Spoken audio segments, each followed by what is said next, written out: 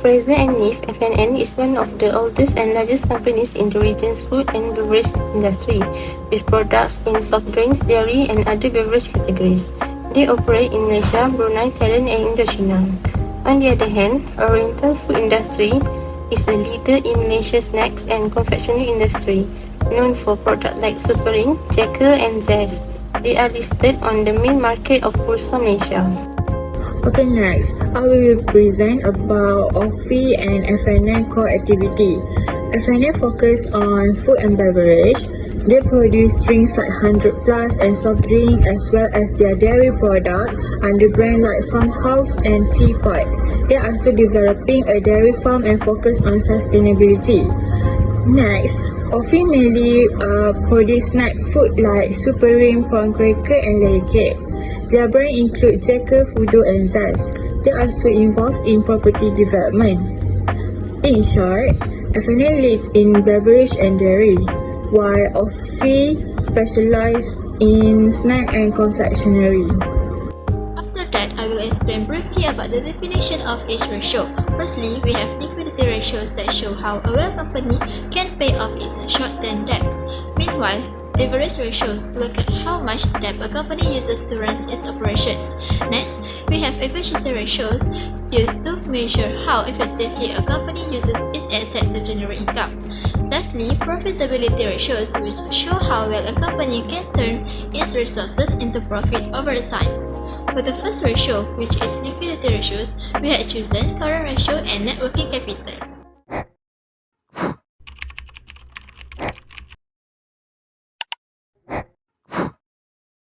For current ratio, I will talk about the horizontal analysis of FNNs from 2020 to 2024.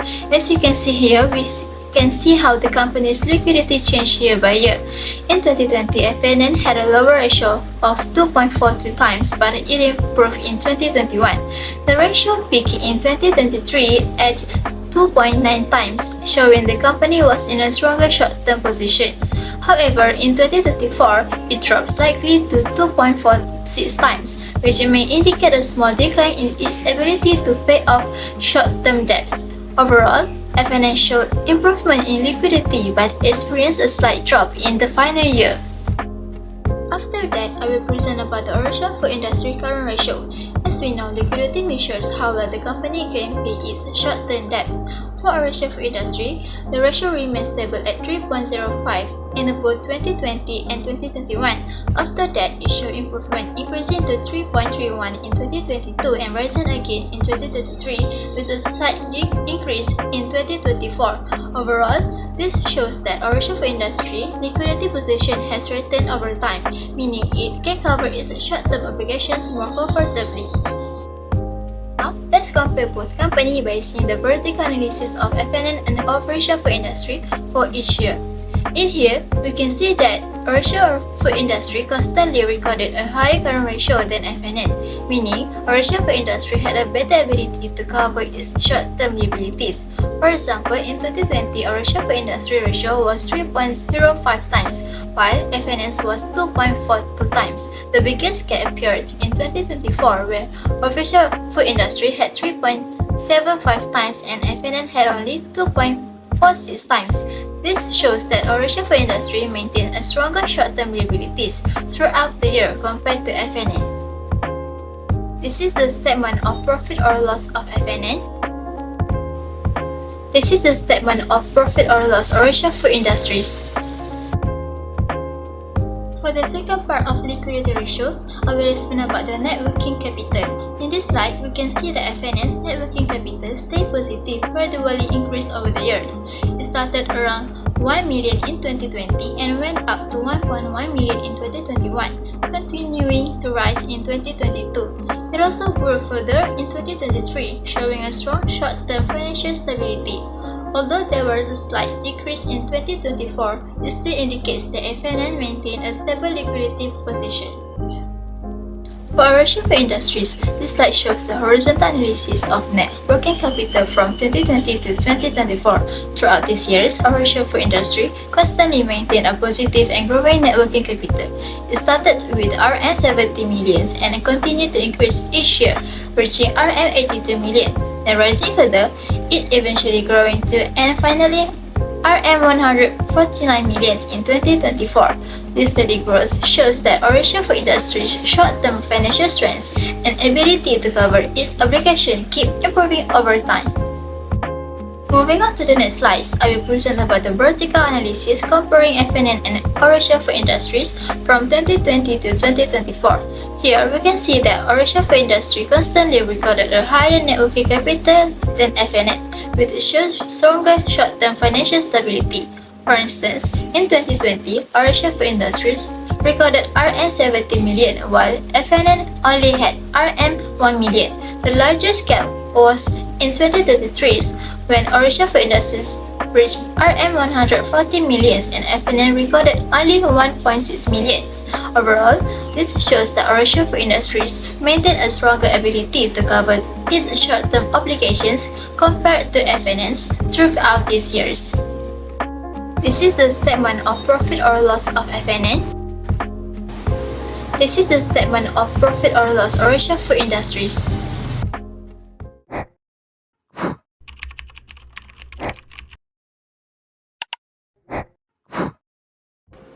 For the leverage ratio analysis, we have selected the debt ratio and debt to equity ratio to assess the corporate financial performance between FNN and Malaysian food industry. In this slide shows the debt ratio of FNN from 2020 to 2024. The ratio slightly dropped in 2021 but started rising again from 2022 onwards. It reached its highest point in 2023 and stayed high in 2024. This shows that FNN became more dependent on debt over time, which increased its financial risk. In this slide shows the debt ratio of Malaysia food industries from 2020 to 2024. The ratio was higher at the beginning but improved in the following years. Although there was a small increase in 2023, the ratio remained quite stable overall. This means Malaysia food industry managed its debt level better and keep its financial risk under the control. Okay, now let's compare the debt ratio of these two companies from 2020 to 2024. Throughout the years, Malaysia food industry consistently had a lower debt ratio which is starting at 31.64% compared to FNS of 25.57%. The difference grew in 2023 when FNN ratio hit the 34.43% while Malaysia food industry stayed below the 19.76%. By 2024, FNN remained high at 34.48%, but Malaysia food industry improved slightly to 20.3%, showing stronger financial stability and lower financial risk. So this is the financial statement of FNN's companies, and this is the financial statement of Malaysia food industry's companies. Okay, now we move to debt to equity ratio, and this slide shows FNN's debt to equity ratio from 2020 to 2024. The ratio was low in 2020 and 2021, meaning low financial risk. It increased in 2022 and peaked in 2023, showing higher risk and greater reliance on debt. In 2024, it slightly improved but still remained high. Overall, the company's financial risk increased over the time. Next, this slide shows Malaysia food industry debt to equity ratio from 2020 to 2024. The ratio was higher in 2020, indicating more financial risk. However, it gradually decreased each year, showing improved debt control. By 2024, the ratio was much lower, meaning Malaysia food industry became more stable and less dependent on debt financing.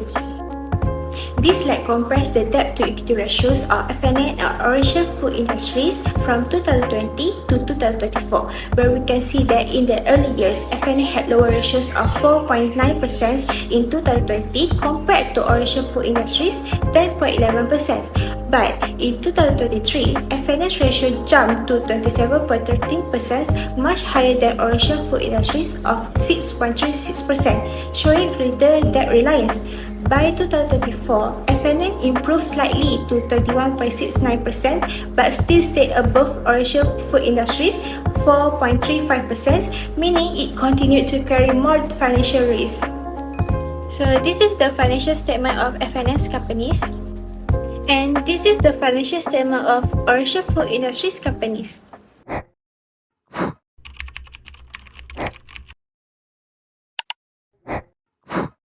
Next, we move to the inventory turnover ratio. It shows how efficiently a company sells and replaces its inventory. From the horizontal analysis, FNN shows improvement over time from 4.20 times in 2020 to 4.83 times in 2024. However, it faced a drop in 2022 to 3.66 times due to the possible overstocking and slower sale. Meanwhile, OFI performed more consistently. It peaked at 6.85 times in 2021 and ended strong in 2024 at 6.38 times, indicating better inventory strategies. Next, for the vertical analysis, OFI outperformed FNN every year. For example, in 2020, OFI had 6.16 times compared to the FNN 4.20. Even in 2022, where both companies declined, OFI remained ahead. This shows that OFI is more efficient in managing and restocking inventory. To conclude, while FNN improved gradually, OFI maintained stronger inventory control throughout the 5-year period, helping them respond to the market demand faster and reduce holding costs. This is the statement of profit or loss for FNN, and this is the statement of profit or loss for OFI. Next, we move to the total asset turnover. It shows how well the company used its asset to make a sale. In 2020 and 2021, FNN did well with a turnover of around 1.13 and 1.14 times. But after that, the number kept going down, reaching only 0.96 times in 2024. This showed that FNN become less efficient in using its asset to earn money. On the other hand, OFI started lower than FNN in 2020 with 1.07 times, but it's improved every year, especially in 2023 and 2024, reaching 1.31 times. This shows that OFI got better at using its asset to generate more sales better than FNN. Next, we move to the vertical analysis. At first, FNN was doing better than OFI, but by 2023, OFI passed FNN. In 2024, OFI clearly lead with the 1.31 times, while FNN dropped to only 0.96. So, overall, OFI improved a lot and become more efficient than FNN in the last 2 years. This is the statement of profit or loss for FNN. This is the statement of profit or loss for OFI.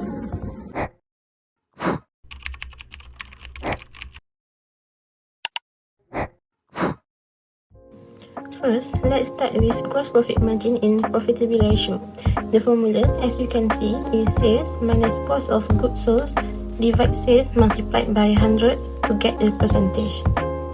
Now, let's look at FNN's gross profit margin from 2020 to 2024. In 2020, FNN's gross profit margin was 30.85%, which was more efficient compared to 28.91% in 2021. This indicates FNN was better at controlling costs or making profit from sales in 2020. Moving to 2021, the margin was 28.91%, which was still more efficient than 26.27% in 2022. This suggests a slight weakening in the company's ability to profit from sales in 2022. However, in 2022, 26.27% was less efficient than 28.69% in 2023, indicating an improvement in 2023 with better profits from sales and lower costs. Finally, in 2023, 28.69% was less efficient than 31.47% in 2024, showing that FNN became more efficient and profitable from its sales in 2024. Let's look at Oriental Food Industry or OFI horizontal analysis. In 2020, OFI gross profit margin was 16.99%, which was less efficient than 80.20% in 2021. This implies OFI was less able to control costs or generate profit from sales in 2020, but show improvement in 2021. The gross profit margin in 2021 was 80.20%, which was more efficient than 70.87% in 2022. This suggests OFI cost management was slightly better in 2021, despite a small decline in 2022. In 2022, the margin was 70.87% more efficient than 15.12% in 2023. This indicates a drop in OFI profitability in 2023, possibly due to rising costs or reduced pricing power.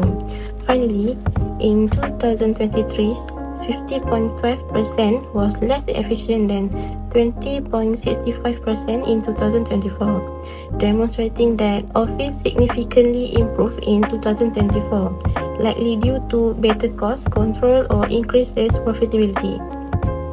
So here the vertical analysis comparison of FNN and OFI gross profit margin across the year 2020 until 2024. In 2020, FNN made a lot of profit, 30.85% than OFI, 16.99%. FNN was much better at managing their costs. In 2021, FNN still had a better profit margin, 28.91% compared to OFI, 18.20%. FNN was clearly more profitable from its sales. By 2022, both companies showed a drop, but FNN 26.27% still had a better margin than OFI, 17.87%. FNN was still more efficient. In 2023, FNN's profit went up to 28.69%, while OFI went down to 15.12%. This means FNN improved, while OFI might have faced higher costs. In 2024, FNN reached its highest profit at 31.47%, while OFI was at 20.65%. FNN showed strong profitability, but OFI was still behind. So here is the statement of profit or loss for FNN. This is a statement of profit or loss for OFI. Let's take a look at FNN's return on assets horizontal analysis over the years. In 2020, FNN return on assets was 11.65%, more efficient than 10.88% in 2021. This indicates the company used its assets more effectively to generate profit in 2020. The return on assets in 2021 was 10.88%, which was more efficient than 9.12% in 2022. This suggests a decline in FNN efficiency in using its asset to earn profit in 2022. In 2022, the return on asset was 9.12%, less efficient than 10.60% in 2023. This indicates that FNN improved its asset usage in 2023 to generate more returns. Finally, in 2023, 10.16% was more efficient than 9.94% in 2024. Even it shows a minor drop in asset efficiency and profitability from asset usage in 2024. Now, let's look at OFI return on asset horizontal analysis. In 2020, OFI return on asset was 4.03%, less efficient than 6.93% in 2021. This suggests OFI became more efficient in 2021 at using its assets to generate profit. The return on asset in 2021 was 6.93%, more efficient than 6.44% in 2022. This indicates a slight decline in the company's asset efficiency in 2022, leading to slightly lower profitability. In 2022, the return on asset was 6.44%, less efficient than 6.64% in 2023. This shows OFI improved its use of assets to generate profit in 2023, even though improvement was modest. Significantly, 2023, 6.64% was less efficient than 13.16% in 2024. This dramatic increase indicates OFI became much more efficient and profitable in 2024, likely due to better asset management or a major increase in net income. Finally, let's look at vertical analysis of return on asset between FNN and OFI. In 2020, FNN recorded a significantly higher return on asset of 11.65% compared to OFI 4.03%, showing FNN's greater effectiveness in using assets to profit and attract investors. In 2021, FNN return on asset remained higher at 10.88% than OFI 6.93%, indicating FNN's continued efficient business management. By 2022, both companies saw a decline, but FNN still maintained a higher return on asset of 9.12% compared to OFI 6.44%, demonstrating FNN's more efficient asset utilization despite the downturn.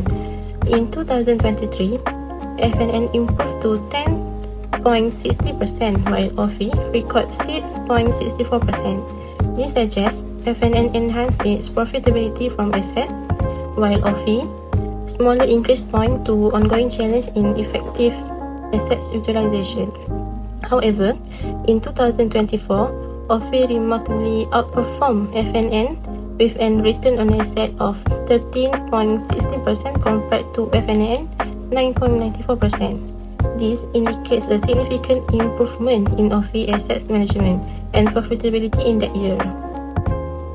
So here is the statement of profit or loss for FNN. This is a statement of profit or loss for OFI.